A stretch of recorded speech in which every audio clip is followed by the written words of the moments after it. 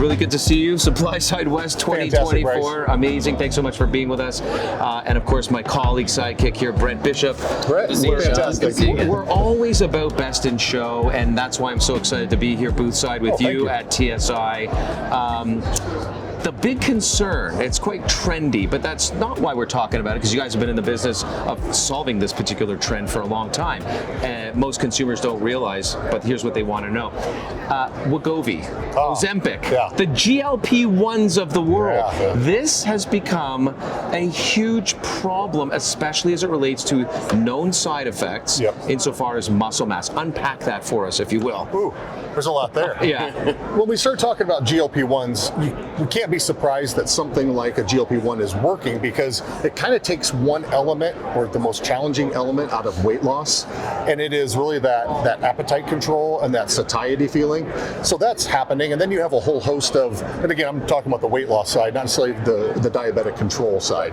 So when we start looking at it from a weight loss element, we understand why the phenomenon is happening, because if there's success around something, more people are pulled to it, it's a solution.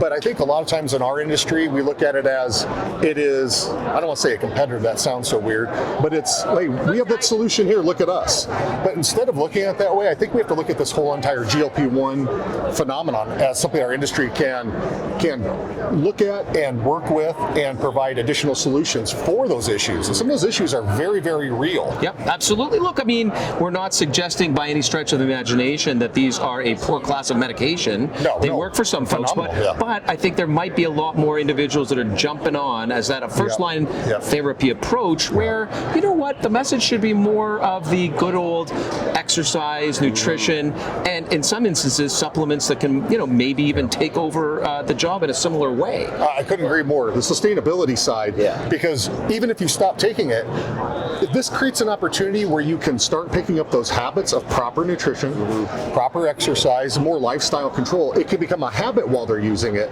But again, if we can kind of push towards those choices first and maybe make the GLP-1 later, but it's here and we have to kind of look at it and appreciate it. But let's talk about muscle mass. I mean, you know, a lot of us hear muscle is the organ of longevity. I couldn't agree more. You know, what can we do to ensure that, why is it so important to keep muscle mass on, for one? Well, we see as we age, there's this gradual decline after about 35 years of age. Some people are lucky that it gets pushed out a little. Some, unfortunately, it happens earlier. But once you start losing, it's this inevitable loss, about 10 to 15% per decade. Now, why does that matter? Well, what we start to see is there's been some great studies, independent of any work that we've done, but just kind of out there in the literature. If you look at markers of cardiovascular risk, so far as risk of death and all kinds of mortality and morbidity issues, it's highly correlated to muscle health. So as we lose muscle, we see these changes. Matter of fact, hand grip strength is highly correlated to mortality. So clearly it is more than just a mobility organ. It is so much responsible. It's that metabolic machinery, and it also provides that, I think it's that safety net, if you will, as we can tap into it. If we do have a fracture fall later on in our life, our risk factors are much more improved if we have a higher percentage of muscle mass. I think it's so important for people to acknowledge GLP-1 users. There's no question. So, you know, here's what I often will, you know, suggest to my patients in clinical practice, because I think the data needs to be a little bit more robust. But I suggest to them that frailty is probably by far more of a killer than cardiovascular disease, diabetes, and cancer combined. I'm pretty sure I'm right about that statistic. So what I, you know, maybe a little shock and awe there. But what I'm getting at here is what you guys are really unpacking. We're looking at trends of sarcopenic obesity. I mean, this is an issue. This is actually a diagnosable label.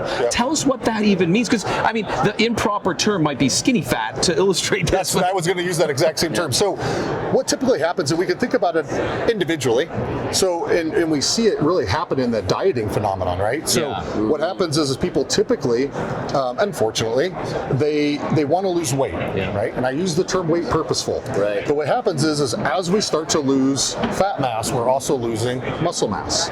And if that continues, and then, I feel like I've done well on my diet, I'm going to splurge a little, and we get out of those healthy habits, and all of a sudden we gain back. Well, guess what? we aren't getting the muscle back. We don't have that luxury. We gain back that fat. So we typically go back to that same weight, if not even a little bit higher. And now we've created another problem. Now we have that metabolic machinery is now at a cost. It's been lost. So we see this trend of back and forth, back and forth. And then even if they aren't doing that diet yo-yo kind of process, what we really see is just the process of losing muscle as we age. Sometimes our scale weight doesn't change. Right. So what you see is maybe they're staying at 170 pounds, but over that course of, like I said, 10 to 15% per decade, after 20, 30 years, what does that look like in terms of body composition? Yeah. Well, and I want to throw one curveball at you because we acknowledge muscle is really the primary metabolic tissue. Sure. It is what it constitutes basal metabolic rate. Yep. Our brain, whether we did nothing or, sat on the couch all day, is using some energy. But there is one exception here. Now, I'm just going to throw this curveball in the mix. Brown fat. Oh, right? And the reason I bring it up is because that is metabolic. There's only small patches around the body. You don't want to rely on that as your major metabolism. Yeah. But to drive home this concept that within skeletal muscle tissue, the brain, the heart as well, in various organs, what we're really talking about here is mitochondria, ATP, the currency of energy. Sure. And if we grow our muscle mass and or maintain the muscle mass, that energy consistency is a higher rate. Oh, yeah. And our energy output, basal metabolic rate, is a higher rate throughout the day. Yeah. We will keep that fat tissue off, more likely in the long run. When I was a long time ago as an exercise physiology student, I had a professor that used a great term, and I always go back to this, or it's kind of an analogy, right? He said, now, what kind of engine, metabolic engine do you want? Do you want that little scooter engine, or do you want the truck that's hauling all that material across the highway? Right. You want that giant, massive engine. Why? Huge fuel cost. If you have a huge fuel cost, what's that going to do to your body? You're going to burn fat, you're going to be more efficient at it because you have this large metabolic load. Well, that metabolic load is muscle. So think of your muscle, I like to use that term, metabolic engine. It is that metabolic engine. Do you want a little tiny one surrounded with a bunch of fuel tanks? Right. That's sarcopenic obesity. Or do you want small fuel tanks with a huge metabolic engine? Right. That's the best way to think of sarcopenic obesity. It's a good analogy. And a better way to flip it around. No, I love it. I'm using it. What about GLP users in terms of what are your thoughts on them protecting their muscle loss? Right. So I've heard this more and more of, I don't want to refer to it as clinics, but facilities that are helping people do it the right way. And that is kind of a multi-front initiative of, okay, you are using this. Let's make sure you have proper nutrition. Let's make sure you're exercising. Let's make sure you're picking up, we talked about before, those lifestyle pieces that make it more sustainable when you stop, and the effects that you experience during are, maybe the side effects are minimized. Right. So really it's about pushing that weight loss to fat loss and muscle maintenance. Right. And of course, I obviously want to talk about, something near and dear to my heart is the MyHMB. Oh, let's get into that. Beta hydroxy, beta methyl butyrate. I just like to sound smart. But MyHMB is where all the science exists. That's the TSI patented ingredient, and it is nothing short of magical, but I want to use that term very loosely because it's science driven. Tell us all about what it is and how it's working to actually retain muscle mass in healthy individuals. So we've seen HMB, we've been researching HMB since the late 1980s, and it has been investigated in animal nutrition, human nutrition, the whole gamut. But the most important thing to think about when we're talking about HMB is where is it from and what does it do? HMB is a downstream metabolite of leucine, and that leucine metabolite is so important because it's not just like you're delivering a nutrient, it's a signaling nutrient. And what HMB does is it turns on protein synthesis and reduces protein breakdown. And then if we add this other element that is really quite extraordinary about HMB, we've seen this in cell culture work, we've also seen it in human studies, that it also increases lipolysis in fat cells, and it increases beta oxidation in muscle cells. So what does all that mean? Well, if HMB is turning on protein synthesis and reducing protein breakdown, we're protecting that muscle. Right. And that typically is during times of high stress. And that stress could be something as simple as caloric restriction. So in other words, rather than freeing up that muscle or those free amino acids from muscle for the gluconeogenesis or making sugar out of amino acids, now what we're doing, again, if you think of the fat metabolism side of this, now we're breaking down fat stores and increasing beta oxidation or fuel utilization in the muscle. Right. So HMB is protecting the muscle and helping helping utilize the fat stores.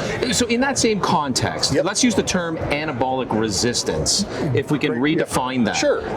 What do people need to understand? Because even if you're healthy, even if you're not wasting or becoming frail and you're remaining active, which, by the way, quick side tangent, I just have to say this, I just love this research. Centenarians, people that live beyond 100 in various pockets around the world, one of the most incredible common denominators around these folks is girth of quadriceps. You know this. You guys know this. Cross-sectional. And it's because not only do they live in healthy diets, etc., but undulated areas where they're log climbing hills all their life. Not they're sedentary. Not sedentary. But let's get back to anabolic resistance. How is MyHMB helping with that? So when we look at anabolic resistance, what we're really looking at is the inefficiency of our muscle as we lose it to have this ability to be restored. And it seems intuitive, I've lost it, so it's not going to be as easily restored. Well, it's more than just that. It is the fact that machinery I just talked about, that protein synthesis and degradation, it actually is in an imbalance. You have more degradation going on than you have synthesis. So you have that catabolism.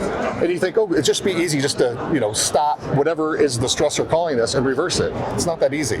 So by having something, sure, all the nutrients are there. So everything being equal, proper protein diet, proper micronutrients, macronutrient real profile.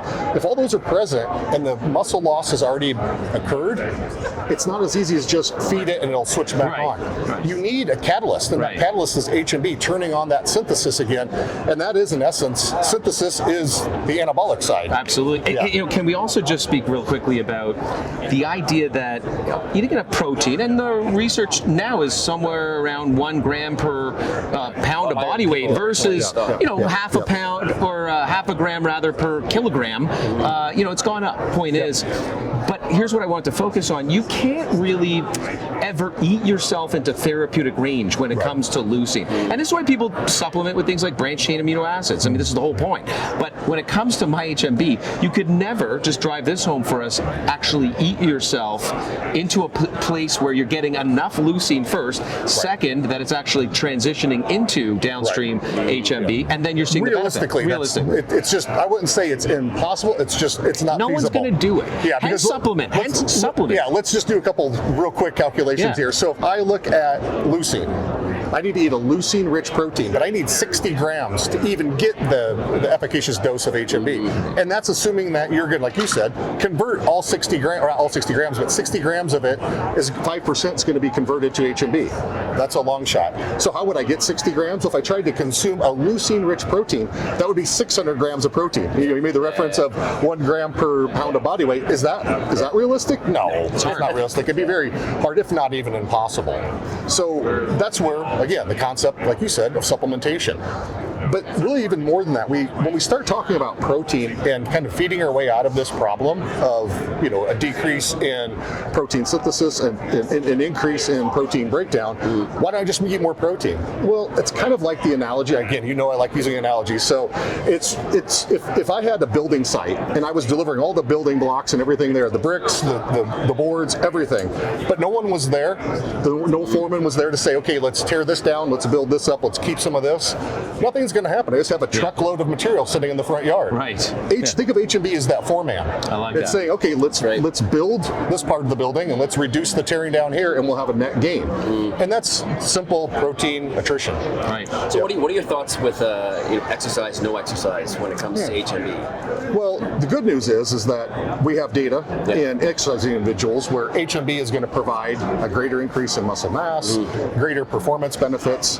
But let's be honest, I wish everybody would exercise. I wish the geriatric population, because what are they told a lot of times when they go to the doctor and say, I've lost a little, what can I do to fix it? Exercise. Well, that's clearly everybody listens to their doctor, and we have 100% of the older population exercising right now, right? No, I mean, if you could put exercise into a pill, you're probably going to cure 80% of what ails North America. But here's the beauty of it. So in our data, we've seen both an increase in muscle mass, strength, and function with and without exercise. Now, there's always going to be a greater benefit benefit when you do exercise. Sure. That's But for many of the population, they simply either don't have the ability to do it, they don't want to do it, or they've started it and the compliance is very challenging for them.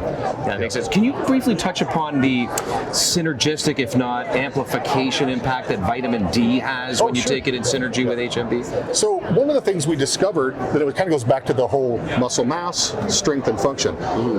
With HMB, we noticed in a certain group of individuals, they increased muscle mass, but we didn't see a concurrent increase in strength and function. And we started doing some secondary analysis, and it's one of those, retrospective analysis that we published. We found that individuals that were not vitamin D sufficient. Now I'm not talking deficiency, I'm talking that sufficiency line of closer to that 30 nanograms per milliliter of 25 hydroxy vitamin D. When you cross over that line, all of a sudden you see more than just the bone benefits with vitamin D. You see cellular benefits, you see cardiovascular benefits, you see cancer benefits when vitamin D sufficiency is there. But when you add that element and you analyze that data, and then we went back and did another study with HMB and vitamin D in combination, when you have that sufficiency, all of a sudden all that gain you see in muscle mass is highly correlated now with the gain you see in strength and function. So that was that missing element, because we know vitamin D is so much more on a function element than just bone health. Right? Yeah. Probably should be eventually. This is semantics, but repositioned as a hormone. Vitamin D is a vitamin, but it really is a hormone first and foremost.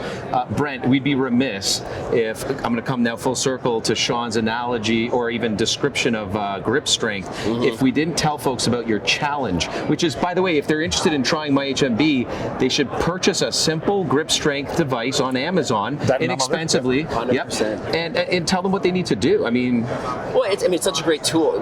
When you are exercising, anything you're doing that's gripping, of course, is going to help with your grip strength, your overall strength, and muscle mass. Sure. So, farmers carries, any sort of modified pull-ups, things like that are great. Rows, definitely incorporating that into your regular routine is very important. But test yourself on a regular basis, even if it's every month or quarterly at least. See where you're at.